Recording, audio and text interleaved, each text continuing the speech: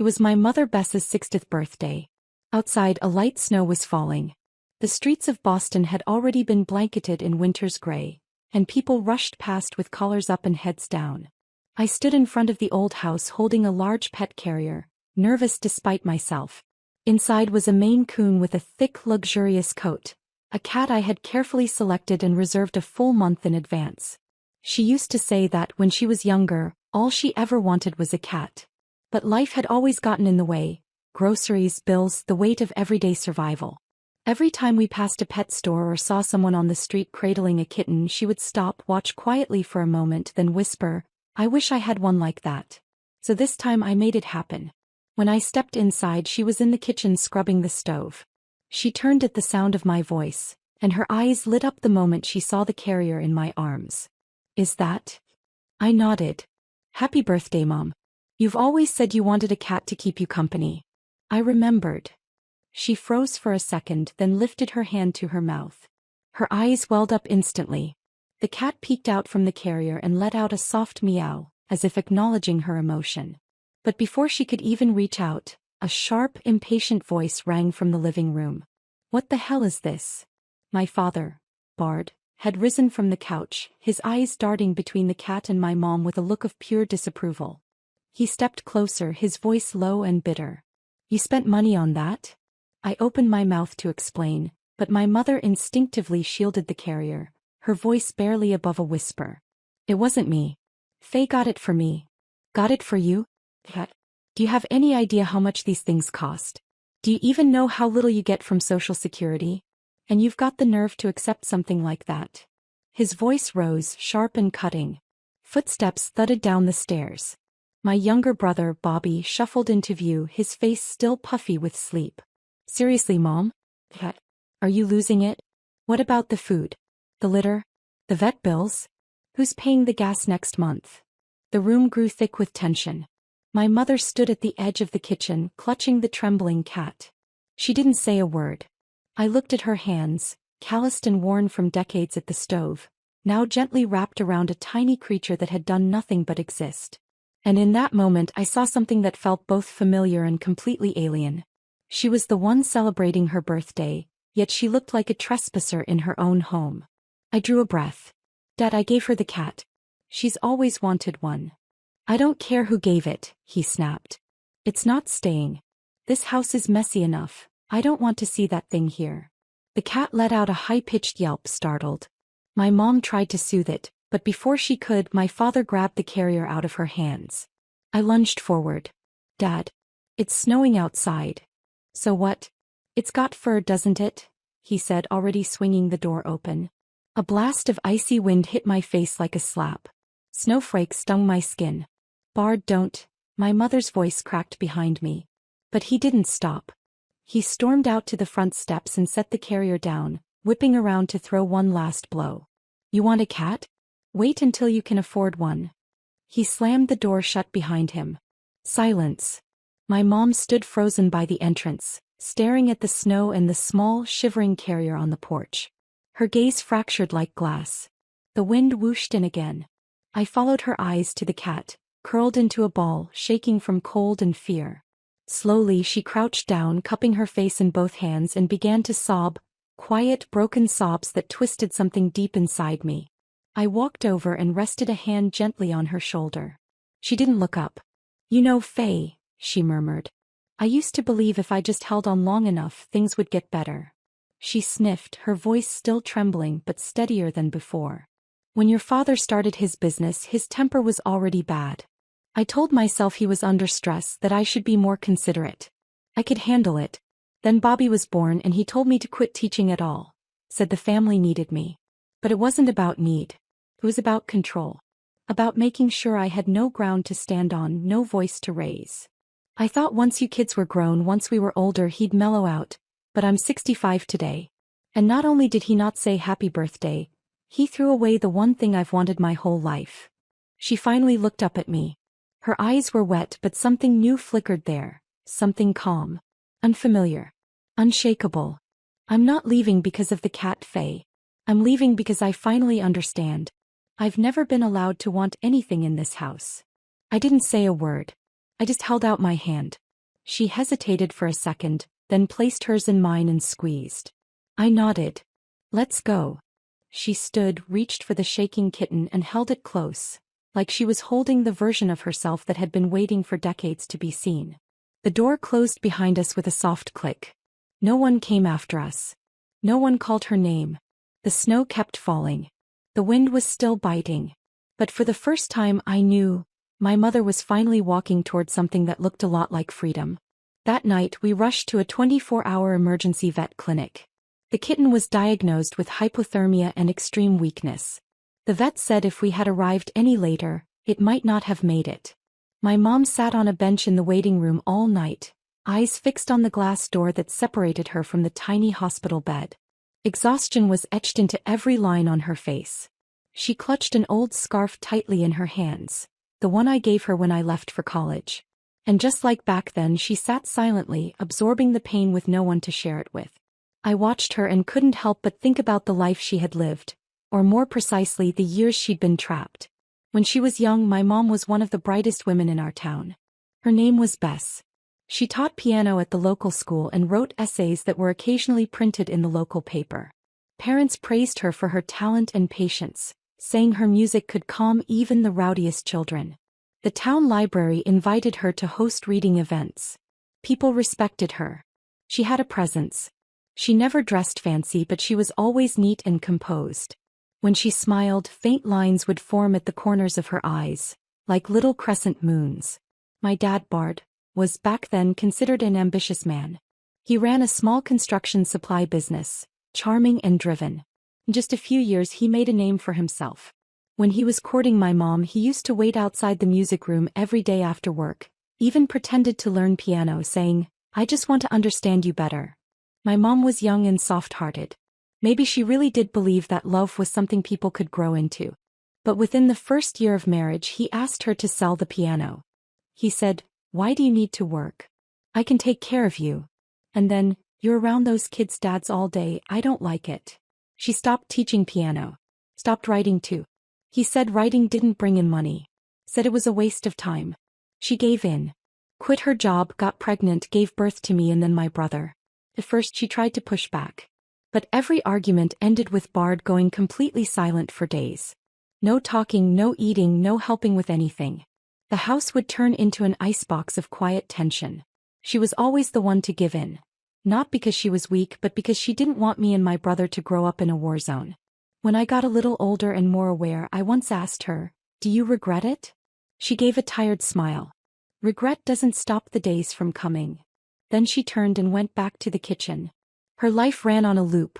Up at 6, coffee brewing, toast warming, school drop-offs, laundry, cleaning, cooking, tutoring my brother, clearing the table, taking out the trash, wiping the windows. At night, she'd get maybe 10 minutes to herself on the balcony, looking out over the scattered lights of our small town, standing completely still. Once I got up late for water and saw her there alone. In her hands was a faded old notebook. I crept closer and saw the title, "The Afternoon's Music," an essay she'd written years ago. She was still using a pencil, carefully editing each word, stroke by stroke. Like the writer in her had never truly left. That's when I realized she wasn't someone who settled for a small life. She was someone pulled under by it. It wasn't that she never tried to break free. But every time she reached for something more, she was told, "The kids are still young." And every time she dared to push back, she was smothered with, "Don't bring trouble into this house." When my brother was born, Bard looked her dead in the eye and said, "Don't even think about working again. You've got 2 kids now. I bring in the money. You handle the house." He didn't ask. He declared. And she nodded, saying only, "I understand." Then she wiped down the digital piano that had seen her through countless nights and gave it away to the neighbor's kid. Later I asked, "Why didn't you keep it?" She said, "Your dad thought it was in the way." She didn't cry. He didn't yell. She said it so quietly. But my heart sank inch by inch. I remembered something she once wrote before getting married. "I want my life to carry more than the scent of a stovetop. I want ink on paper and the warmth of piano keys." But from the day she married my dad, all she got was the stovetop. She'd thought about leaving. I knew that. One time Bard came home drunk and screamed at her, "Go ahead and leave me. See how far you can get. You'll possibly be begging on the street by morning." You think anyone's gonna help you? She stood in the corner like a nail almost pulled from the wall. Frozen. I was just a kid then, too young to know what begging really meant. I only knew Dad was yelling and it scared me.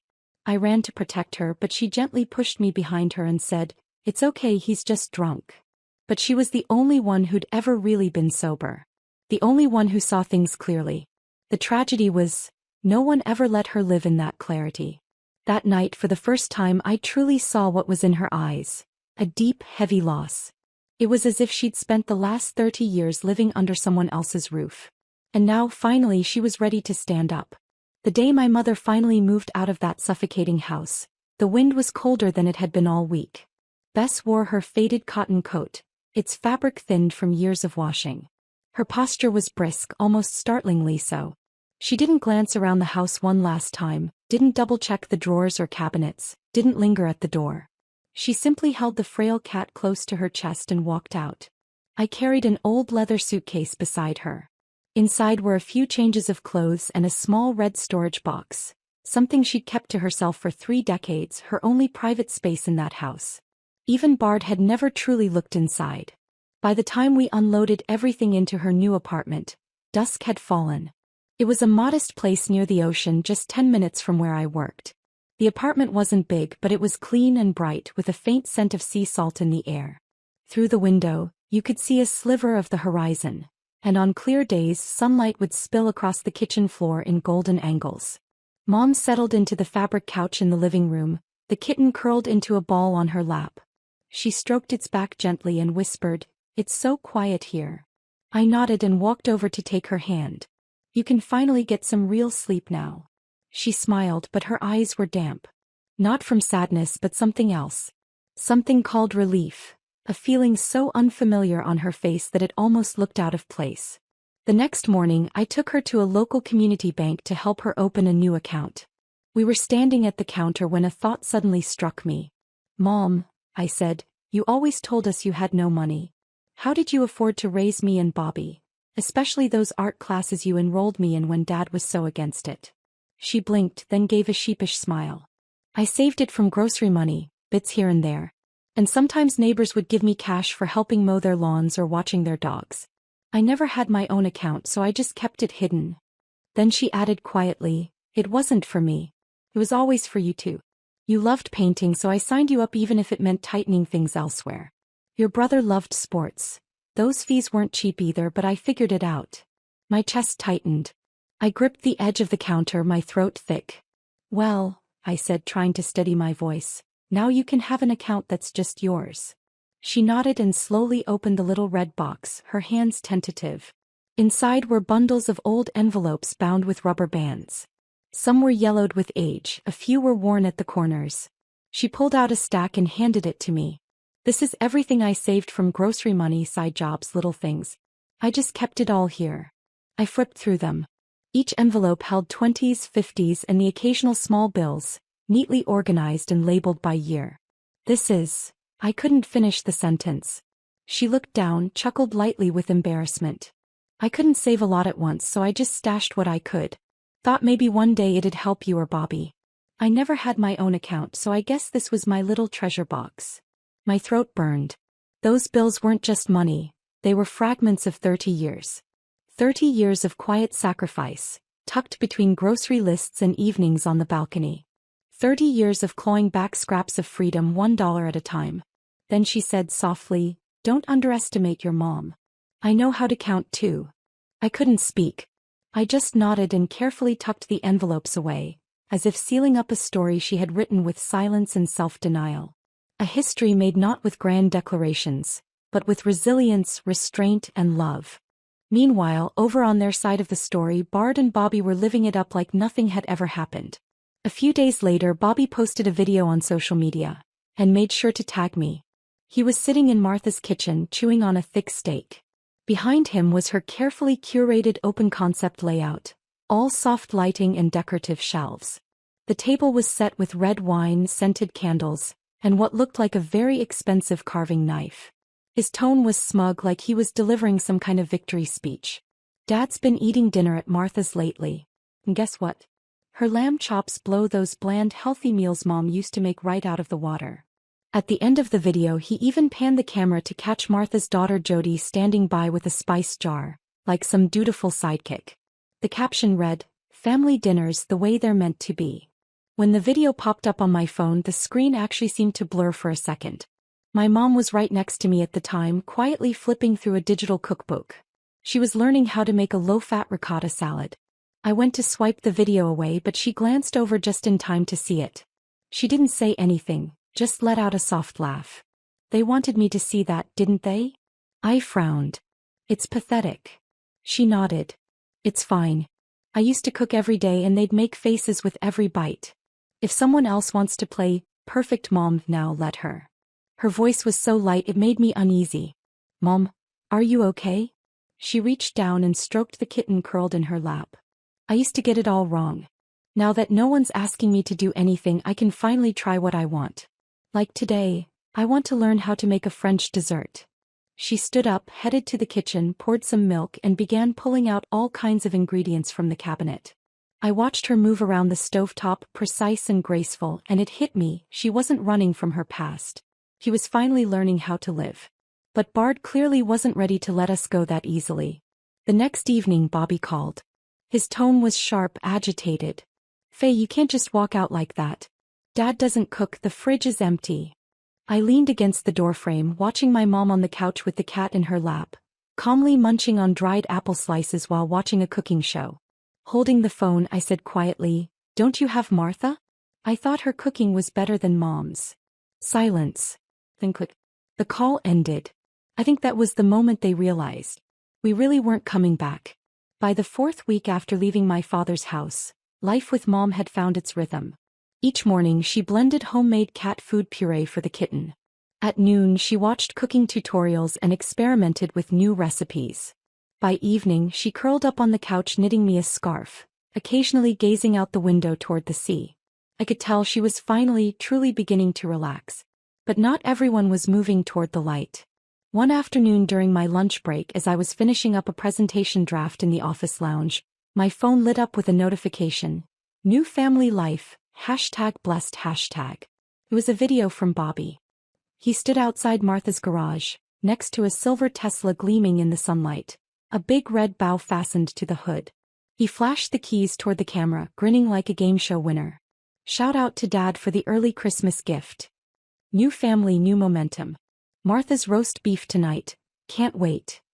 He exaggerated the words Dad and Martha, making sure they landed with extra weight, and of course he tagged me. The caption came with a laughing crying emoji and, just to twist the knife, a cat emoji. I stared at the cartoon cat, my fingers brushing the edge of the screen. The message couldn't have been clearer. You too have your little cat and your quiet dinners. We've got cars, beef and laughter. I closed the video without replying. That night over dinner I told my mom about it.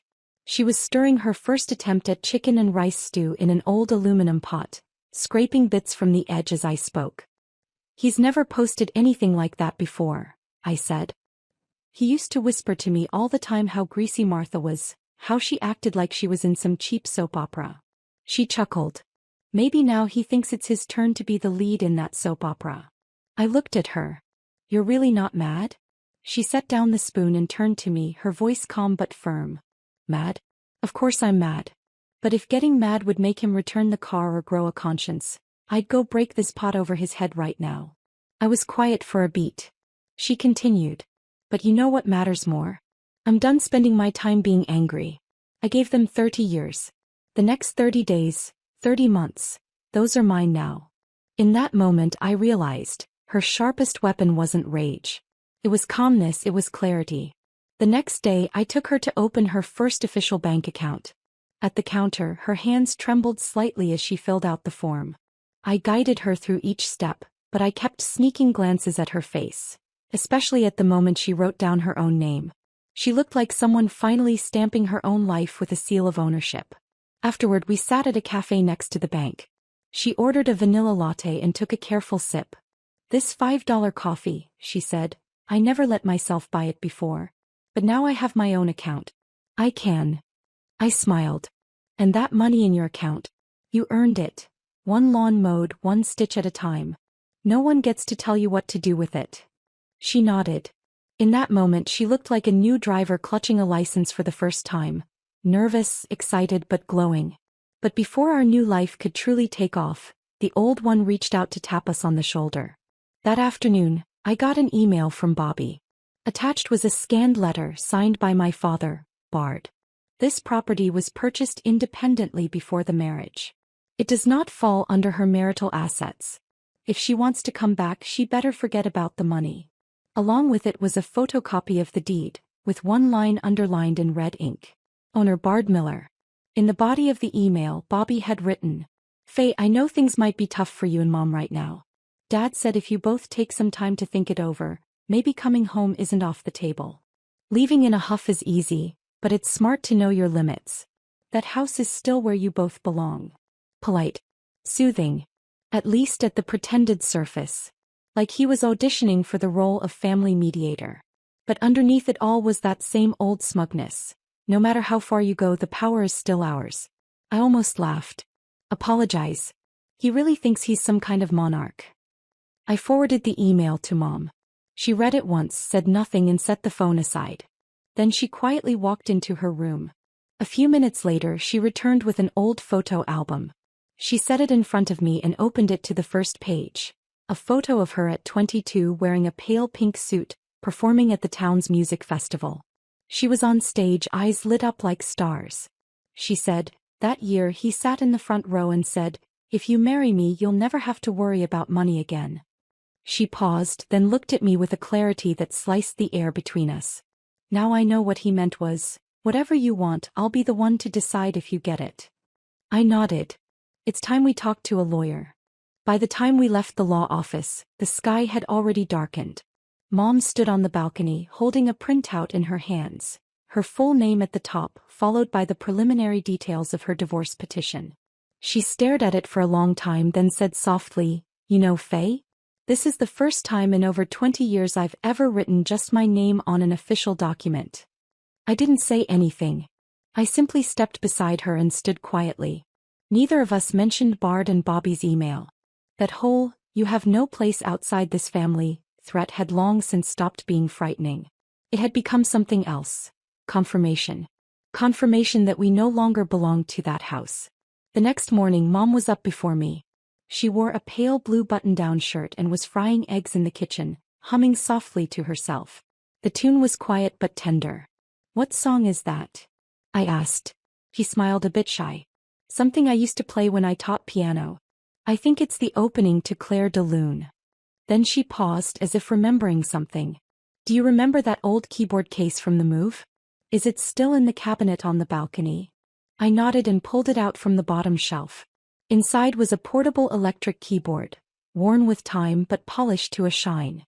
"Your father made me give away the real piano," she said, gently brushing a key. "But I couldn't let go of this one. I kept it hidden on top of the closet all these years." That afternoon she sat down and began to play. Her fingers were a little rusty but the melody smoothed out quickly. Her back straightened. Her gaze sharpened. Her hands moved like they were recalling a language she'd once spoken fluently. I sat on the couch just watching her light return. He wasn't reminiscing. She was reclaiming. From that day on she practiced for an hour every morning. At my suggestion she started recording short piano clips and uploading them online. In the afternoons she taught herself how to shoot, edit and post videos. I even found her a volunteer opportunity at a local library. A small community gig where she could play soft background music for readers every Friday afternoon. On her first day she was so nervous her palms were soaked, and she nearly brought the sheet music upside down. But once she sat down at the second-hand upright piano and placed her fingers on the keys, the uncertainty vanished. She chose Moon River. The music spilled from the speakers like the start of a dream. A single mom passing by paused and whispered to her daughter, "My mom used to play this when I was little. I haven't heard it in years." A man in a beret flipped a page in his book, paused and turned back to reread it. Maybe the song had stopped him mid-thought. I filmed her from the corner and uploaded the clip to her new channel with the title, "My Mom Finds Her Music Again After 20 Years. To our surprise, it had over 600 likes in a week. One of the top comments read, "This Moon River is soaked in time. You can hear the life in it." When she read the comments, her eyes welled up. "You know," she said, "back when I taught, what scared me most wasn't having no students. It was playing in front of someone who'd say, 'What's so special about that?' But now, I realize having someone listen and appreciate it, that's an extraordinary kind of happiness." I nodded. That night she played longer than usual. Her final piece was her favorite. "What a Wonderful World." As she finished the last few bars, "Yes, I think to myself, what a wonderful world." Her fingers lingered on the keys. Then she whispered, "I think I'm ready to file the paperwork this week." I looked at her. Her eyes were calm. "Are you sure?"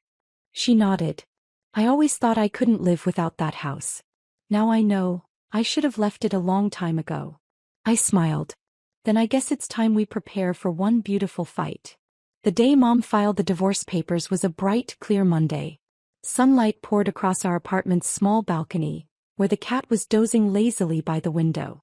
Bess sat at the round table in a pale gray cardigan, carefully reviewing the legal documents I had printed out. Her expression was neutral, but I could see it. Her shoulders sat straighter than they had in months. When she signed her name, she paused for a second. "I can't even remember the last time I made a decision completely on my own," she said with a soft smile. "Well, this counts," I replied gently. That day we officially initiated the legal proceedings. My friend Elena, a sharp and no-nonsense attorney, took on the case. She looked us squarely in the eyes and said, "You're not just getting a divorce, you're reclaiming everything that was taken from her." She promised to dig into every lead, trace every asset, and build a case that would not just be winnable, but unignorable. But before we could even send the formal demand letter, a phone call threw everything off course. It was Bobby. He sounded panicked. "Why haven't you come back yet? Dad's in the hospital, didn't you know?" I got to the ER waiting room as fast as I could. They told me it was a TIA, transient ischemic attack. A mini stroke, mild but serious enough to shake things. While filling out forms at the nurse's station, I saw Bobby slouched in a corner, scrolling through his phone and rhythmically kicking the chair leg. The moment he saw me, he sprang up and hissed, "You've been stressing him out. He's old, he can't take this. You both need to come home. Now." I stared at him. "You mean you want my mom to come back and take care of him? Or do you think getting sick suddenly erases 3 decades of what he did to her?" He flinched. Didn't respond. Then he threw out something that momentarily took my breath away. "Mom's the one who abandoned us. She's the one who should take responsibility for all this." I almost laughed. My little brother, who lived rent-free in Martha's house, who bragged online about Teslas and lamb roasts, was suddenly the moral compass? "Your whole family might as well carve a statue for Martha at this point," I said, voice low but deliberate. "And now you suddenly remember my mom exists? Bit late, don't you think?" He turned without a word and walked back toward the ER. "I didn't tell Mom everything. Just said, Dad's in the hospital. It's not too serious." She nodded. Calm as ever. The next morning she surprised me with a question. "If I gave up now, if I didn't go through with the divorce, do you think people would say I'm gracious, forgiving?" Something in my chest tightened. He paused, then continued. "When I was younger, I thought being a good wife, or a good mother, was the only way to matter. But the more I tried to be who everyone wanted me to be, the more I disappeared." She went quiet for a moment, her gaze drifting toward the keyboard by the window. "After that library performance, a woman left a comment on my video. She said she used to sit with her son at piano lessons. He hated it, but she always dreamed of playing. When she heard me play Moon River, she said it reminded her of the girl she used to be." I grinned. "So you resurrected a mom's lost youth?" She smiled back. "Now I want to reclaim mine." I knew she had wavered, but I also knew that moment had made her steadier than ever. We scheduled another meeting with Elena to move into the next phase. Elena advised us to collect key evidence focusing on 2 areas. The first, misappropriation of marital assets. Bard had used joint funds to purchase expensive items for Martha. A car, jewelry, home appliances, and more. And then, marital breakdown and psychological control, including financial coercion, lifestyle restrictions, and a persistent pattern of emotional neglect. I helped Mom dig through old records and credit card statements. We found joint account bills with large purchases, ones made while she wasn't even present.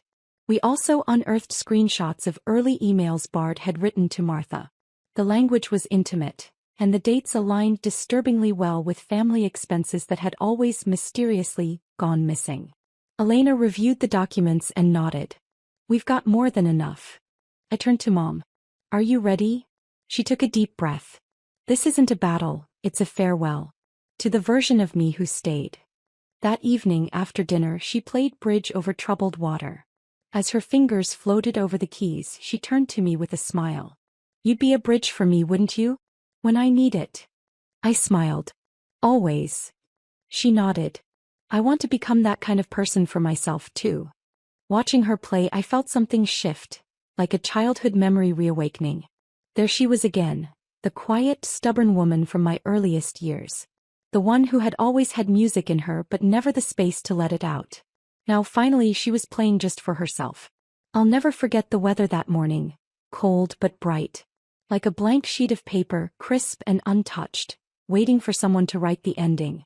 The courthouse was unusually quiet. Bess sat beside the plaintiff's table, dressed in her beige wool coat, her hair pinned up perfectly, her expression composed.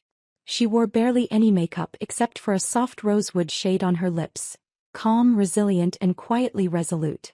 I sat behind her, palms damp, but I didn't say a word. I didn't want to break her focus. Bard arrived in a dark gray suit, his expression grim. With him was his attorney, sharp-tongued, seasoned and clearly expensive. Bobby didn't come. Neither did Martha. Bard stood alone, like a general who didn't bring enough soldiers, but still refused to admit he'd already lost the war. The judge was a woman in her 60s wearing rimless glasses. Her voice was measured, her tone unwavering. The hearing opened with the defense. Bard's lawyer began confidently. This marriage lasted over 3 decades. However, the assets in question were largely acquired under the defendant's name. The plaintiff, having no significant income, did not directly contribute to household earnings. Thus, this is not a case for financial restitution. I could hear the grind of my own teeth. Then it was our turn. Elena stood calmly and began submitting evidence to the court. Joint account transactions used for non-household expenses, high-value jewelry receipts, a vehicle purchase agreement. Most transactions were dated during periods when Bess was verifiably not present. These are not routine expenditures, Elena said. They represent repeated high-value gifts to a third party, violating the fiduciary duty within a marital relationship. Bard scowled, whispering to his lawyer, shifting uncomfortably in his seat. But it wasn't the receipts that silenced the room. It was Bess's personal statement. The judge turned to her. Mrs. Bess Miller, would you like to offer a personal statement about the marriage? She nodded gently and walked to the stand. She didn't look at anyone. She stared ahead, focused on some invisible point in the distance, as if telling a story she'd rehearsed 1,000 times, and this was the first time anyone truly listened. Her voice trembled slightly but held firm. I was still teaching piano when we got married. I had a small studio. Most afternoons I'd play Clair de Lune just for myself. He used to say, "Marry me and you'll never worry about money again." But within the first year he told me to sell the piano. Said there was no space for it. She paused and inhaled deeply. After that I quit my job at his request. I raised our kids. Cooked 3 meals a day. Washed, cleaned, ran the house. Every cent I spent I had to ask him first. He told me I didn't know how to manage money, so I stopped trying. He told me I shouldn't have too many friends, so I stopped going out. I thought being quiet meant keeping the marriage intact. I thought if I behaved, I'd be treated with some respect. She gave a dry smile, not bitter but worn. I was wrong. He never saw me as a partner. I was a cook, a maid, a nurse. Sometimes I think he valued his car more than me. Her voice steadied. On my 60th birthday he kicked out the kitten my daughter gave me. Said, "If you want a cat you can't live in this house." That's when I realized, 30 years of devotion didn't even earn me the right to keep one small animal I could call mine. The courtroom was still. Then she turned to the judge. Her voice rang out, clear and unwavering. I'm not here to bargain. I'm asking for justice. I gave this family nearly 40 years. I only want back the bricks I helped lay. The judge nodded and asked her to return to her seat. Behind us I could hear someone quietly sniffling in the gallery. Bard remained stone-faced. His attorney stood and countered, calm and precise. The plaintiff contributed no income, yet enjoyed 30 years of marital stability. There is no measurable financial damage to justify compensation. Elena rose without hesitation. We have provided ample evidence showing the plaintiff was subjected to sustained financial and emotional control. This is not about splitting assets. It's about compensating a woman for the life that was taken from her. The judge looked down, flipping through the case file. A long pause followed. Then she looked up, her tone measured but firm. The court supports the plaintiff's claim. The marriage is hereby dissolved. The property in question will be re-evaluated and divided equitably. Furthermore, given the plaintiff's decades of unpaid labor and financial disenfranchisement, the defendant is ordered to pay a one-time emotional damages settlement of $35,000. Beside me, I heard my mother exhale, long and soft. The sound of release. When we walked out of the courthouse, her steps were lighter than I'd ever seen them. Sunlight landed on her face, and for the first time in years she looked younger. "Faye," she turned to me suddenly, her eyes bright. "Do you know what today means to me?" I smiled. "You won." She shook her head. I finally walked out of his world, for good. That weekend, after the divorce ruling came through, we got home late. Bess folded the court order neatly and tucked it into the lining of her red storage box. Then she stood in the middle of the living room, taking everything in like she was truly seeing it for the first time. The curtains were ones she had altered by hand. The table was covered with a blue and white checkered cloth she'd found at a flea market. A patchwork quilt she'd sewn 6 months ago was draped across the couch. She let out a quiet breath. "Well," she said softly, "I guess it's my turn now, to start choosing how to live." The next day she took me to a small apartment building on the west side of town. 3 stories high, pale yellow exterior with a little south-facing terrace on the top floor. Bess pulled a key from her coat pocket and slid it into the lock with a deliberate click. "This is going to be my studio," she said with a smile. "I paid 6 months' rent. The owner's a sweetheart. He said if I perform once a month at the community center, he'll even give me a discount." Inside it was empty but bright. Outlets in the corners, a perfect nook by the window for her keyboard. Her eyes sparkled. That night we laid out a picnic blanket on the floor and ate takeout. She popped a fry into her mouth and said, "You know what I've always dreamed of? Just once I wanted to teach someone how to play a song I love. Not just whatever the textbook says I'm supposed to teach." "How you can," I said. She nodded. "Faye, it really does feel like freedom has a taste." I bit into a slice of pizza. "What does it taste like?" He grinned. "Ketchup and salt." In the weeks that followed, we launched what we jokingly called the Renaming Mom Project. I helped her register a business license and set up a YouTube channel called Granny's Keys. Each week, she uploaded a short piano performance, sometimes with a story from her life, or a sweet reply to someone's comment. A friend of mine from college designed her logo and banner. We reached out to her old friend Debbie, a volunteer at the community theater, to help us with local outreach. We printed dozens of flyers and left them at the library, senior center, local cafes, and even a vet clinic. Soon her first event was scheduled, an afternoon of story song in her studio, where she'd teach 10 neighbors a simple tune and share a memory from her past. Susan, our former neighbor in her 70s who rarely left the house, showed up for the very first session, carrying sandwiches and homemade cookies. After hearing Bess tell a story about how she secretly learned left-hand octaves while cooking dinner, Susan patted her hand and said, "I used to love dancing, gave it up after I got married. You made me realize I'm not done yet." When the session ended, the room broke into applause. Standing by her keyboard, Bess turned to me, almost disbelieving.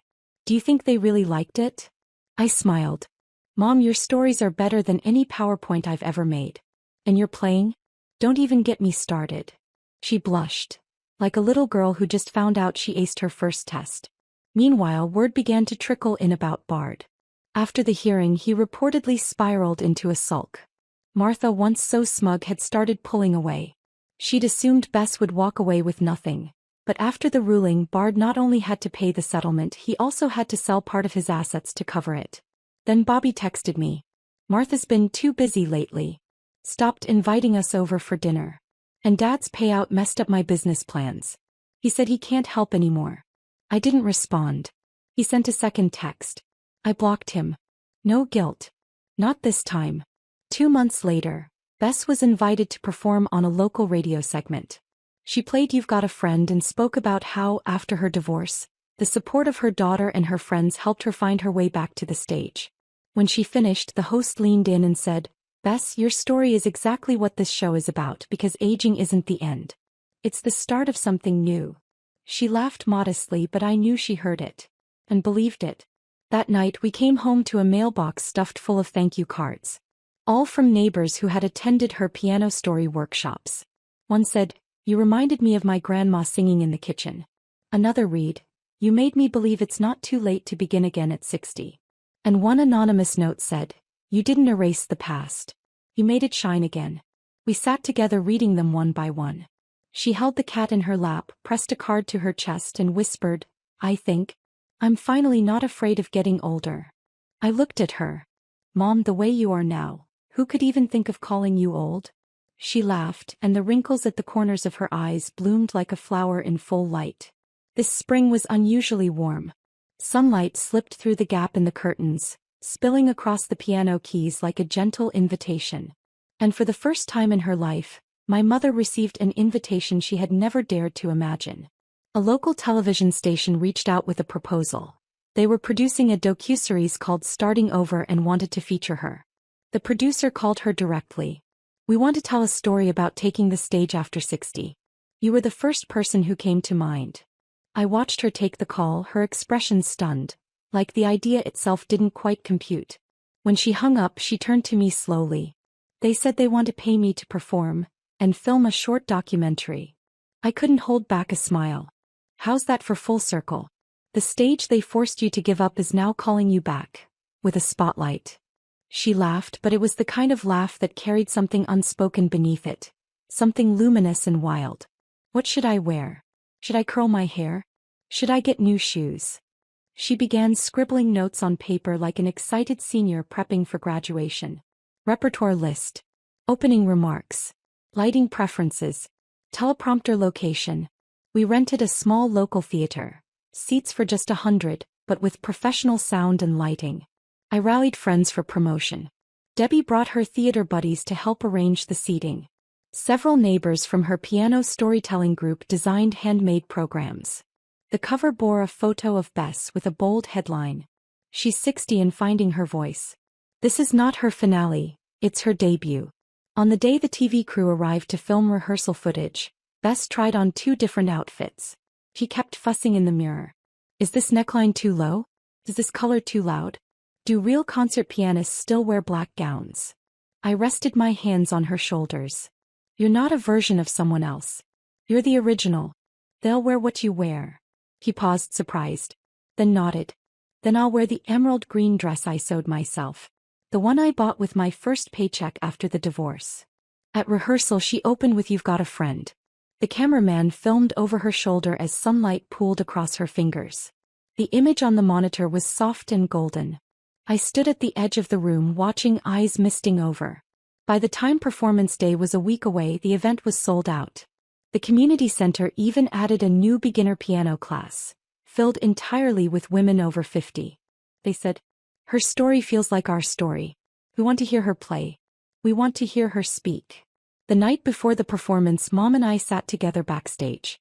She was seated at the piano, her hands resting on the keys but not playing, whispering to them almost. "I want to add one more song," she said softly. "What song?" She looked up. Both sides now. And I knew. I knew immediately. Joni Mitchell had written it in 1969. A song about looking back at life, love and loss and realizing, I really don't know life at all. "I used to think love meant sacrifice," she whispered. "That being a good wife meant staying quiet. But now, I know life isn't about enduring. It's about choosing." I took her hand. "Then tomorrow choose you." The next afternoon the theater was packed. Not a single empty seat. The lights dimmed. Bess stepped onto the stage. The room held its breath. She smiled at the microphone and began. "A lot of people ask me, is 60 too late to start over? I want to tell you, it's not. Your life doesn't begin when others approve. It begins the moment you stop compromising who you are." Today the first song I'll play is the one I used to love teaching my students, over 40 years ago. She sat. Her fingers fell. Moon River. The melody swept through the room like a sigh from a forgotten dream. Then came You've Got a Friend, and in that moment I saw mothers and daughters squeezing hands, old friends leaning into each other, silent tears sliding down smiling faces. Next, a playful bluesy tune she had rearranged herself. Half the room started clapping to the rhythm. One piece after another she radiated. Her music pulled every emotion out of the crowd like thread from a spool. And then for the last song she looked directly at me. "Faye," she said into the mic, "thank you. The greatest gift of my life has been having you as my daughter. You've been my rock, my mirror, my friend, and the deepest music I've ever played." She placed her hands on the keys. Rows and flows of angel hair. Both sides now began, delicate as lace. Some people cried. Some reached for the hands beside them. Some simply closed their eyes and listened like they were being told a secret only the music could explain. I sat in the front row, cradling the now healthy cat we'd rescued together. It rested peacefully in my lap, as if it too understood.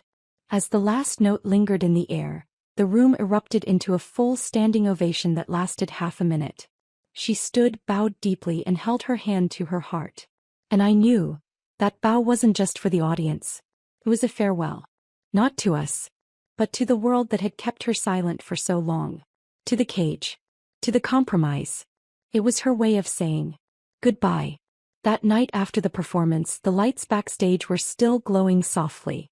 Flowers, cards, and Polaroids cluttered the table like confetti after a celebration. Bess took off her green dress and let out a sigh, not heavy but deep. "I'm not tired," she said. "I just feel like I've finally set something down." When we stepped out of the theater, the night air was mild, the stars shy but present. She cradled the cat in her arms, like she was holding all the scattered pieces of her life, now sewn back together by her own hands. The next morning we were back to routine, tidying up the studio for her weekly piano class. The mailbox was full again. Cards from students, thank yous from strangers, and one special envelope, an official invitation from the TV station. They wanted to turn Granny's Keys into a quarterly series. They offered her the role of host for a new community spotlight segment. Each month, she'd interview another woman who had restarted her life after 60. She read the letter and smiled. "I used to listen to other people's stories," she said. "Looks like now it's my turn to ask the questions." And just like that, the stories of the past, hers, ours, had found their ending. 2 weeks later, a registered letter arrived. It was from Bobby. The note was brief. "Dad's not doing well.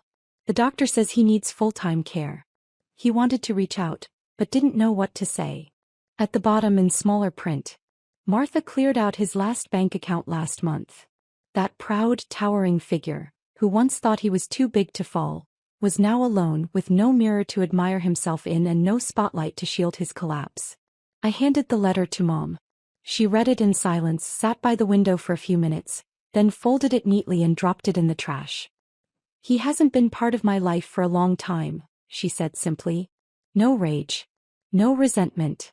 Just a clean, decisive peace. Bobby, we later heard, had moved into a subsidized apartment across town. The Tesla he once flaunted was sold off at a loss to cover the loan. He sent me a voice message. I never opened it. I deleted it without hesitation. This time there was no guilt. No doubt. Mom never mentioned them again.